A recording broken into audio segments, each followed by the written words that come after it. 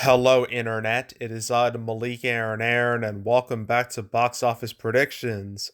Today, we're going to be talking about The Hunger Games, The Ballad of Songbirds and Snakes. So, as usual, we're going to be going over the pros and cons. So, let's get to it. Pros. So, this is a prequel to the Hunger Games series. This is like way before Katniss Everdeen ever got into the picture. And the first Hunger Games movie came out in 2012. Yes, it's been that long. And let me tell you, like this movie right here, this was legit my first real experience with hype culture, like firsthand, because I remember everyone was talking about this movie. It was so hyped up. I remember we had to, like in school, we read the book for class. I'm not even joking. We actually did that because the movie was right around the corner. And when the movie actually came out in March of 2012, like it was the biggest deal. It opened with 152 million, which is insane for a non-sequel for a franchise starter. Like you expect that number for a sequel, and for the first movie to open with like 80 to 90 million or something. Like say with Twilight, the first Twilight movie opened with like 69 million, and New Moon opened with like double that, more than double. You expect that with Hunger Games. No, this movie opened right out of the gate with this and it had decent enough legs for the genre. It made over 400 million domestic, which is bigger than any Harry Potter or Twilight movie, and it made over 677 million worldwide. Naturally, you gotta do the rest of the series. Makes sense.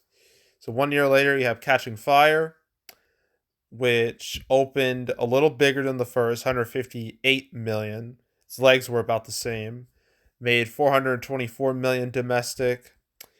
Did better overseas than the first movie, so it made 864 million worldwide. Massive number.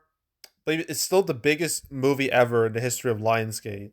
So yeah, obviously that's a good thing. And yeah, I mean the first two Hunger Games movies were monster hits. Really good movies too. Although Catching Fire, I believe, is superior in pretty much every way compared to the first movie. But yeah, so the first two Hunger Games movies, super smashes. And Mockingjay Part One, Part Two did well for I guess in isolation they did well, but in the grand scheme of things they didn't do the greatest. And I will go into more detail about that when we get to the cons. But yeah, Hunger Games, big brand. Everyone knows what Hunger Games is. So yeah, brand name recognition and the success of the prior movies. So that's a pro. Easy pro. Another pro is that competition, at least big competition, is not much out there like at all. The Marvels is imploding as we speak. I mean, it already imploded last weekend, but this weekend is going to be a whole lot worse. It's look like it's going to drop into 70s. So that's going to be a non-issue for this movie. Then the other movies are all going after different audiences. Like Next Goal Wins, Thanksgiving, Trolls Band Together. None of those are gonna affect this that much. Then the Thanksgiving movie is pretty much the same thing. And with like Wish and Napoleon. There really won't be anything serious ish at the box office until I don't know. Christmas? I mean I guess there's Renaissance, the Beyonce movie, and there's Wonka. But I guess Aquaman 2. That's all I got. So competition isn't that bad. So gonna label that as a pro. Another pro. Um, I guess reviews are kind of meh, hard meh. 60%. That's like right on the line between fresh and rotten. And audience score is a lot better at 91%. So I guess that's a good thing. And its cinema score is a B plus. That's not great. I mean, it's not awful. Usually, a B or lower is death for a movie like this. A B plus is just serviceable. But it is worth noting that that B plus is worse than all the other Hunger Games movies. Which, like the first, like the first one and Catching Fire got A's. The Mockingjay movies got A minuses. So the fact that this is like lower than all of them is a little concerning, but not too concerning. So word of mouth seems fine, not nothing terrible, just fine, just merely okay. So I guess that's a minor pro, not a huge pro, but a minor pro. Trying to think of some other pros. I guess the advertising is there. People know this movie's coming out. That's a good thing. Especially helps that even before the actor strikes ended, this movie had like an interim agreement where the cast could promote it. So it wouldn't, even if the strikes were still going on, this movie wouldn't have much of an issue in the promotion department. So marketing's been fine, so I'm gonna label that as a pro. Um, I think that's it. Yeah, I think that's it with pros. Okay, cons. So the Hunger Games movies. All right, those were a long time ago. I mean, sure, like it's been like 8 years since the last one. It's not that long. Believe me, it has been a long time since Mockingjay Part Two. So much has happened in the world. It's ridiculous. Like we've had one, two, three presidents, pandemic, whole bunch of shenanigans on the world, and I mean we've already like. I'm trying to think what else has happened. This is too much. It's overwhelming. Um, but yeah, a lot has changed, and what's really changed is people's taste in movie going. I mean, we've seen it. Like I'm seeing it quite a bit where genres they thrive and then they die, and you never know when it'll happen. But when it happens, it's very ugly, and that's definitely the case for the young adult genre because like at the early 2010s, it was booming. Like seriously booming. Like these movies made like hundreds of millions of dollars. In the case of Harry Potter, billions of dollars.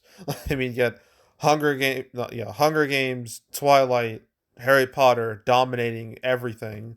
And they got movies like Divergent and Maze Runner making a nice buck. But then in the mid 2010s, things changed for the worst. Like I think the sequels like Insurgent and Scorch Trials, which is the Maze Runner sequel, and Mockingjay Part Two, all made less than their predecessors, and I'm like, that's concerning. And then next year it was over. Allegiant fucking bombed, killed that franchise, made sure the last movie never saw the light of day, and then like people just stopped caring about these movies. Like the genre just faded away from public consciousness. So trying to bring it back now seems weird and some would say very foolish. So it's kind of like this. It's the same problem like Expendables had, where those movies came out in the early 2010s. And they had Expendables 3, which basically killed the franchise, but they decided to resurrect it this year. But the thing is, nobody cared. Everybody moved on to other things. Like the audience moved on to other things. And I feel like the same is happening here. So, yeah, the fact that it's been 8 years since the last Hunger Games movie, and the fact that the whole genre has pretty much been as flatlined ever since. Yeah, that's a real negative. So that's a con. But another con is the Hunger Games movies. Okay, the first two, everyone knows about the first two. But Mockingjay, that's where things took a bit of a bad turn. Now, okay, the Mockingjay movies made money, yes. But compared to the other two Hunger Games movies, they were disappointments financially, especially Mockingjay Part 2. Because Mockingjay Part 1, sure, had the biggest opening of 2014. And sure, it made 766 million worldwide on a budget of 125 million. Obviously, that's a success. But the fact that it opened so like noticeably worse than the first movie and made noticeably less money than the first two movies, that was a sign something may be wrong. but people are like, you know what? It's part one. It's just like it did the same thing that Harry Potter and Twilight did, where they split the last movie into two parts. So you would expect, okay, this one people don't really need to see it that much, but part two, that's when it's really gonna pop off. That's when it's gonna make that money. And boy, that did not happen, because Mockingjay Part Two opened even lower than Part One, opened of 102 million compared to Mockingjay Part One's 121, and it made 281 million domestic, 646 million worldwide. Which again, look, by itself, it looks great. But compared to the other movies, it does not. This is by far and away the worst performing one. So this is obviously not what Lionsgate had in mind.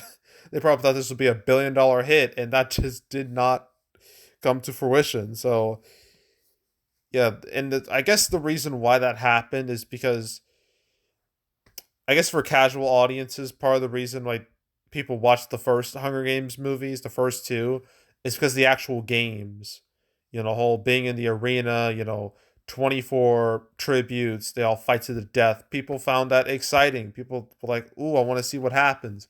Without that, a lot of people just kind of tuned out. They were just like, "Oh man, this is boring. I don't want to watch this." So yeah, the fact that the Hunger Games movies were already on a slide after catching fire, that's not good. That's not a good sign for Ballad of Songbirds and Snakes. So, yeah, the Hunger Games movies falling off at the end, I'm going to label that as a con.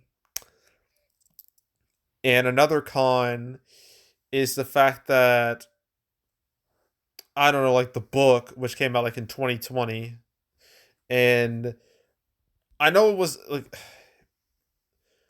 I guess, I mean, it was a hit. I mean, it was enough of a hit to even justify this movie, but no one really talked about it all that much. It lacked the spark that the first Hunger Games books had, where those were like big old hits. But the book for Songbirds and Snakes, no one really cared that much. And yeah, so the fact that the book wasn't like uber popular like the other ones, that seems like an omen for the movies. So yeah, the fact that the book wasn't like didn't really like pop off that much in terms of like popularity. Yeah, I'm gonna label that as a con. And I'm trying to think of some other cons. I guess I mean the cast is fine, but there's no like hard draws here. I mean, you got Peter Dinklage, you got Viola Davis, and they're well known names, but I wouldn't call them draws. And Rachel Zelger, oh boy, her. Ooh. Let's talk about her for a quick moment, shall we? So we got Snow White over here, the new Disney Snow White movie, and you definitely know who she is because she made a lot of tweets, a lot of comments about Snow White and like the original. A lot of people saw those comments as disrespectful and ignorant, and that she just made things worse for herself. The fact that she wouldn't shut up. None of her agents told her to stop talking or to conduct herself on social media. She kind of dug a hole for herself, and now she's become a punching bag online because of that. So yeah, like I'm not saying she's a con, but it's something to note that people just don't like her online. Like really don't. So yeah. Just gonna mention it's not really a con, but just wanted to mention that. And I guess there's also the fact that this whole movie's kind of weird because there's no Katniss because it takes place 64 years prior to Katniss, being in the Hunger Games. So obviously it wouldn't make any sense for her to be here. But this is about Cornelius Snow, President Snow, the main villain of the Hunger Games movies. This is his origin story, basically. So it just feels a little weird to have like, this guy who's like he's supposed to be like technically the protagonist of the movie or like the main guy.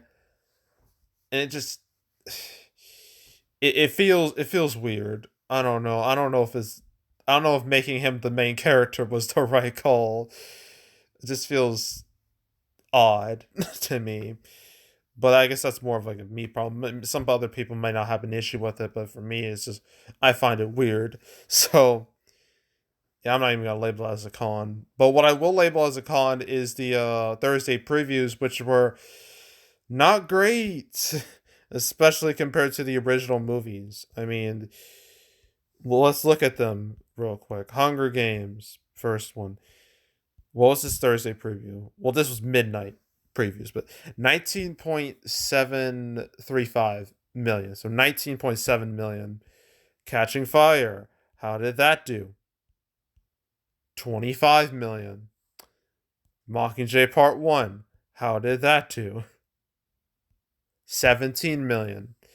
Mockingjay Part 2. How did that do? Uh 16 million. Do you see the problem? I think you can see the problem. Like this is literally like not even half, way less than half of Mockingjay Part 2. So that's a real negative sign. Even more damning, this is a worse number than the Marvels. That's not even a joke. That's the truth. Oh, I pressed the wrong thing.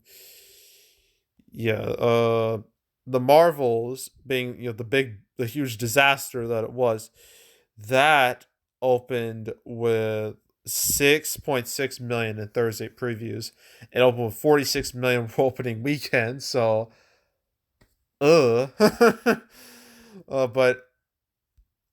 Ballad of Songbirds Snakes doesn't have the same problems that the Marvels had, and yeah, so it's not exactly the same situation, but still, you don't want to be lower than that. You don't want to be in the same company as a movie like that.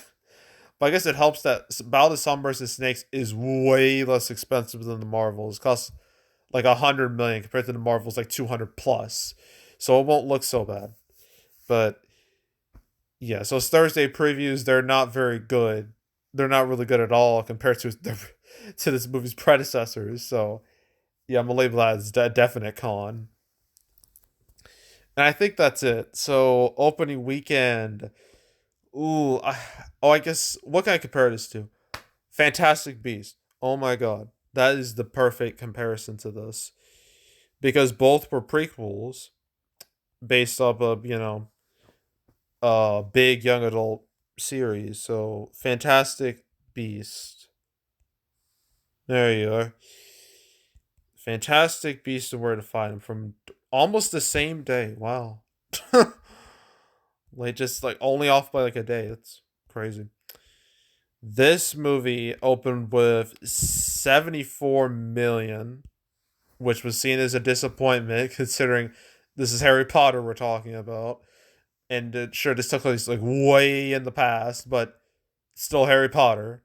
still still got the brand. But it made 234 million domestically, 800 million worldwide. And its Thursday preview was 8.75 million. So yeah, doesn't look great compared to that. I thought this would at least be like 60 to 70 million. That's not happening now. It won't even hit like 50 million because obviously this is going to be a bit fan driven. So I'm going to say 45 to 50 million. I'm going to go with that. And its total, I don't know how great its legs will be. I mean, I don't know. Thanksgiving will help next week. It'll soften whatever blow we'll have. So I don't know. 120 to 150. I'm gonna go with a wide range. 120 to 150. So literally worse than most of these the Hunger Games movies opening weekends. So that doesn't look very good. So yeah. But at least it won't be as big of a disaster as the Marvels. So it's got that going for it. And that's it. So yeah, so that's one out of four. The next three I have to do are Next Goal Wins, Thanksgiving, and Trolls Band Together. So stay tuned for those real soon. So Yeah, that's it. That's all. Make sure to subscribe, like this video, leave a comment, turn notifications, share the whole drill. Want to check out more videos like this? I got playlists on the homepage, all previous prediction videos I made this year. You want to watch any of the ones I've done this year or the past few years, you can go right ahead. There's also the canceled series where I go over all the movies that were supposed to come out but didn't. I covered this movie one time, and that's when it got announced for its date. It was episode 123 where I talked about it um getting its date. So yeah. That's really it. That's all I talked about in that episode. I just made an episode like a little while ago about Dune Part 2 moving up and the first Omen getting a release date for some reason. So yeah, I made that video. There's now 219 episodes of canceled, so there's plenty to choose from. So if you want to watch any of the canceled episodes, any of them from beginning to now, you want to binge them all from beginning to now, highly encourage you to do that, so go do it. There's also box office recaps where I go over the box office results for any particular month.